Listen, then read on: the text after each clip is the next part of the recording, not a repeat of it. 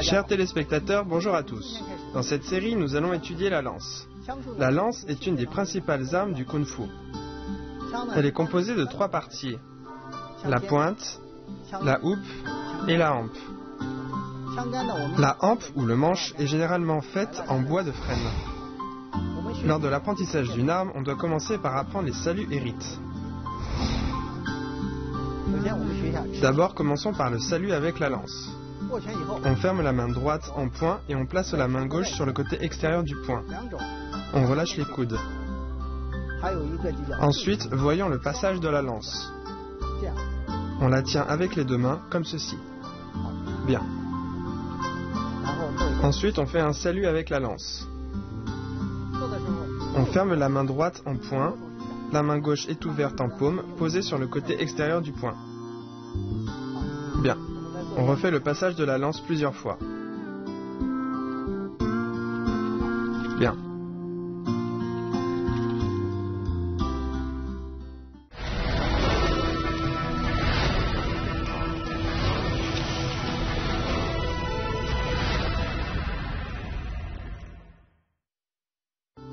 Ensuite, voyons barrer, rabattre et piquer.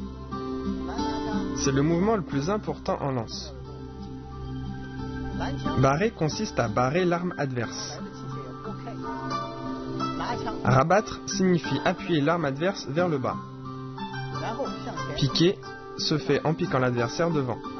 La force doit atteindre la pointe. Je le fais une fois. La lance horizontale, le bras gauche tendu, la main droite maintient l'extrémité du manche devant le ventre. Lors de barrer, la pointe dessine une courbe vers l'extérieur. C'est barrer. Barrer, rabattre, appuyer et piquer devant. On refait une fois. On barre, on rabat et on pique. Barrer, rabattre et piquer. Barrer, rabattre et piquer est un des mouvements les plus importants en lance. Dans barrer, la pointe va vers l'extérieur. Dans rabattre, elle décrit une courbe vers l'intérieur et dans piquer, elle pénètre devant. Lors du piquage, la lance est horizontale. Lors de la pratique, on doit travailler la force des bras. Bien, on refait une fois. Barrer, rabattre et piquer. Quand l'adversaire me pique de l'extérieur, j'utilise barrer pour écarter sa lance. Il s'agit de barrer. Si on m'attaque à l'intérieur, j'utilise rabattre pour parer la lance adverse. Puis je viens subitement piquer devant.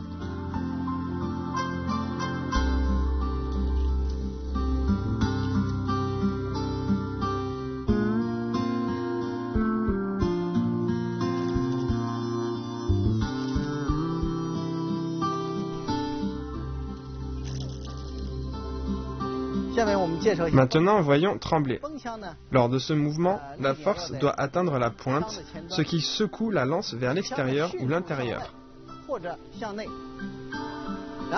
Lors de son exécution, la main droite tire la lance vers l'arrière et la main gauche vient la bloquer subitement. Par exemple, faisons trembler vers le haut. La main droite ramène la lance devant le ventre, puis la main gauche vient rapidement empoigner la lance, ce qui transmet directement la force à la pointe, permettant ce mouvement de tremblement. Regardez. Tremblement vers le bas est identique. Regardez. On ramène la lance et on la fait trembler rapidement devant. Bien. Lors de trembler vers le haut, il faut veiller à tirer la lance à l'arrière et la main gauche vient rapidement empoigner la lance, ce qui secoue la pointe vers l'extérieur. Si l'adversaire m'attaque en piquant, j'utilise trembler vers le haut pour l'écarter. S'il m'attaque les jambes, j'écarte vers l'extérieur. Ainsi, il y a un tremblement vers l'extérieur appelé trembler. Bien, refais-le une fois.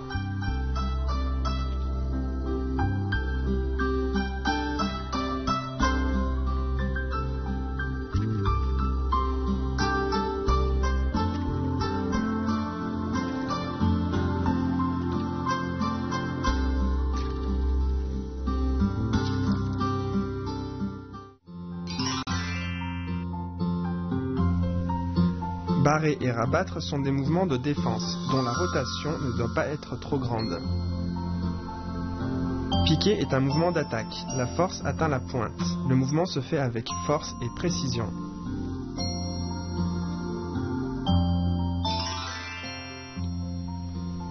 Afin d'assurer la couverture de défense, l'amplitude de tremblée ne doit pas être trop large afin de ne pas laisser entrer l'adversaire.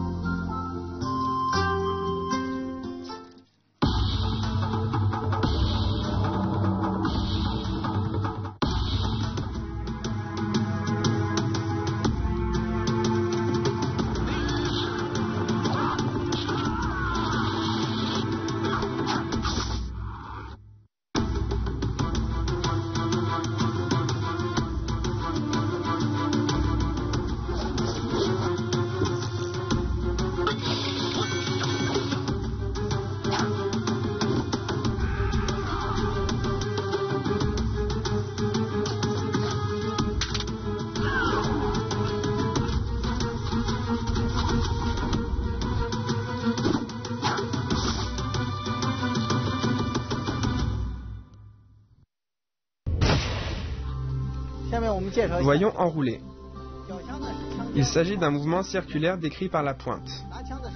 La main gauche stabilise la lance et la main droite empoigne le manche afin de décrire des cercles avec la pointe. C'est surtout pour embrouiller l'adversaire lors d'une attaque. Durant la pratique, il faut veiller à décrire un mouvement bien rond et on peut combiner avec les pas.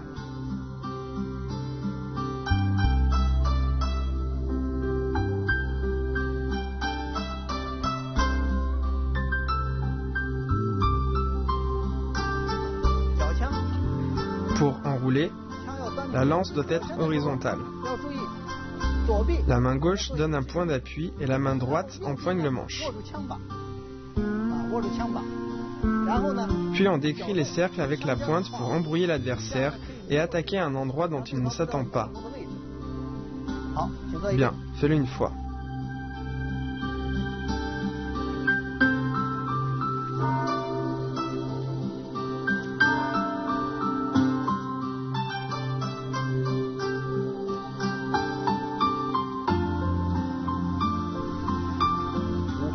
Lors des cercles de lance, la main droite tient la partie inférieure de la lance.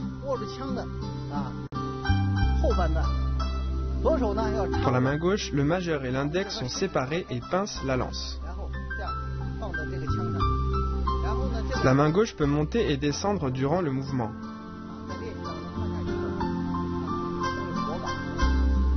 La main droite est plus fixe et doit toujours tenir la lance. Lors du mouvement, le pied droit est devant, le pied gauche derrière, le corps bien droit. La lance va vers le bas, on l'appuie sous l'aisselle, puis on tourne le corps, ce qui fait tourner la lance de chaque côté du corps. On l'appelle les cercles de lance. Au début, la rotation se fait lentement. Plus on maîtrise, plus on accélère.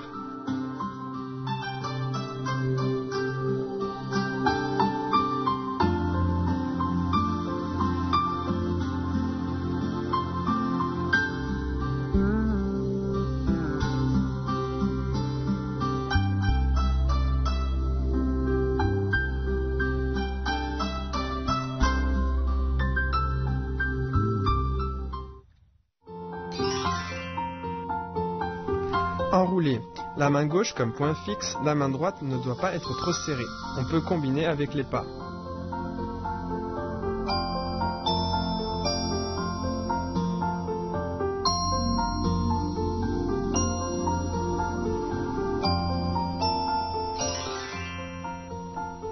Les cercles de lance. Remarquez qu'à droite, on appuie avec le bras droit, mais pas à gauche.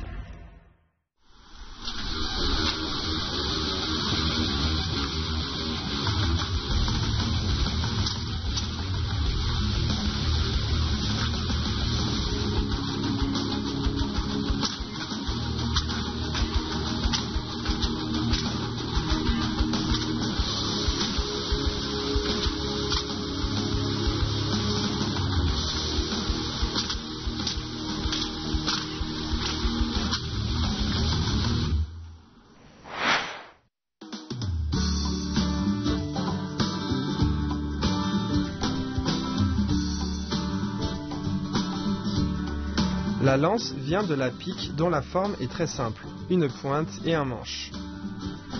Il y a 3000 ans, durant l'Antiquité chinoise, les combats se faisaient surtout avec des chars et la pique était une des principales armes utilisées. Les plus grandes pouvaient faire plus de 6 mètres. Puis, à l'ère des combats à chevaux, les types de pointes se sont diversifiés, donnant progressivement naissance à l'arme appelée lance.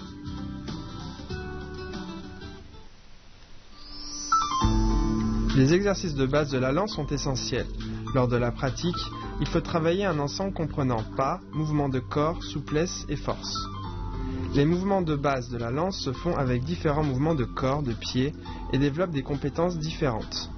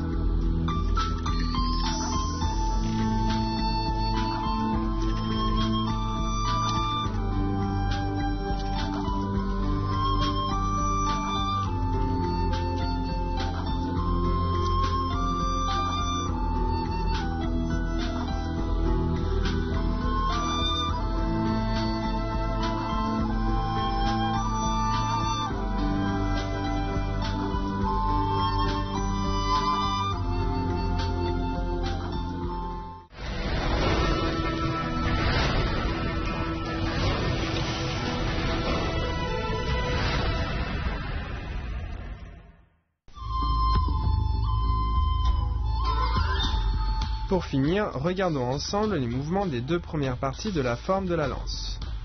Lors du prochain cours, nous allons commencer à étudier ces mouvements.